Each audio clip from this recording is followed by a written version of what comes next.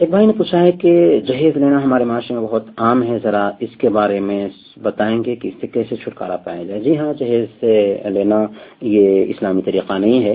اسلام میں دین فطرت ہے اور شادی میں مالی ذمہ داری شوہر کی رکھی گئی ہے، بیوی کی نہیں۔ اسی وجہ سے مہر شوہر کو ادا کرنا ہے، اسی طرح سے ولیمہ شوہر کو کرنا ہے اور بیوی کو کچھ بھی خرچ کرنا نہیں ہوتا ہے۔ اور اللہ کے رسول نے یہ بھی بیان فرمایا کہ آدم نکاح برکتن ایسرو مؤونہ، کہ برکت کے اعتبار سے سب سے بہتر نکاح وہ ہے جس کے اندر کم سے کم خرچ ہو۔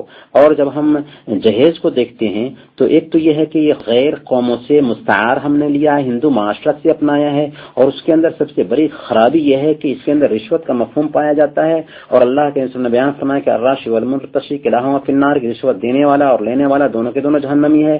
دوسرے نمبر پر اس کے اندر حرام خوری بھی پائی جاتی ہے، اور اللہ کے رسول نے بیان فرمایا لا يدخل الجنۃ لحم نبت من سحت، کہ وہ گوشت جنت میں داخل نہیں ہوگا جو حرام مال سے پلا ہو۔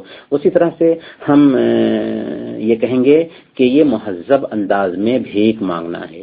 ایک آدمی بھیک تو غریبوں کے جیسے یا فقیروں کے جیسے نہیں مانگتا، بلکہ مہذب اختیار انداز کرتا ہے بھیک مانگنے کا، اور جہیز کا مطالبہ کرتا رہتا ہے۔ تو یہ بھیک ہی مانگنا ہے، البتہ مہذب انداز ہے بھیک مانگنے کا، اور ظاہر سی بات ہے کہ بھیک مانگنا حرام ہے، جائز نہیں ہے۔